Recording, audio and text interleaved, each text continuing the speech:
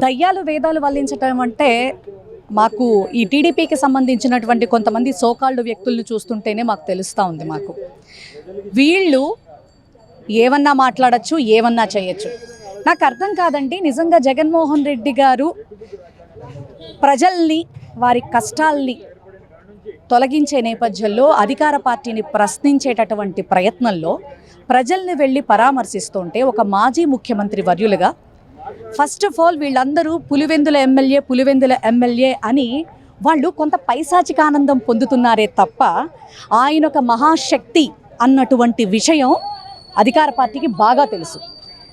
జగన్మోహన్ రెడ్డి గారు మాజీ ముఖ్యమంత్రిగా ఎంత సక్సెస్ అయ్యాడో, 5 ఏళ్లలో 2 సంవత్సరాలు కరోనాకి పోయినా 3 ఏళ్ల పాటు ఎంత చక్కని పరిపాలన సాగించారో అధికార పార్టీకి బాగా తెలుసు. కాబట్టే ఆయన సింహంలా ఒక్కడే పోటీ చేస్తే వీళ్ళు పందుల్లా గుంపుల్లా వచ్చి, ఇది రజనీకాంత్ గారి డైలాగ్ అండి, మేము చెప్పింది కాదు. పాపం డైలాగులకే సతమతం అయిపోతూ గడగడలాడిపోతున్నటువంటి అధికార పార్టీని చూస్తూ ఉంటే మాకు చాలా జాలేస్తూ ఉంది.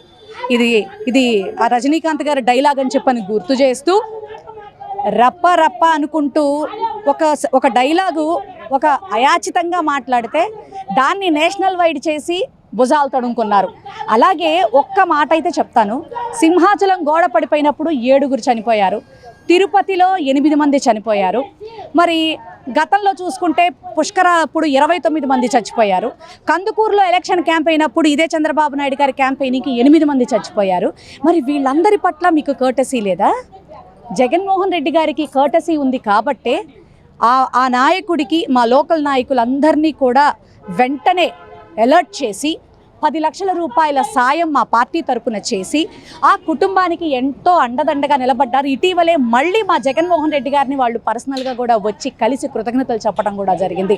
కర్టసీ గురించి, ప్రజల పట్ల విధేయత గురించి, ప్రజల పట్ల అభిమానం గురించి మీరు జగన్మోహన్ రెడ్డి గారికి చెప్పే ప్రయత్నం అయితే దయచేసి చెయ్యొద్దు. మీ యొక్క భయం ఏదైతే ఉందో దాన్ని కవర్ చేసుకునే నేపథ్యంలో ఆఫ్టర్ ఆల్ పులివెందుల ఎమ్మెల్యే అని మాట్లాడద్దు.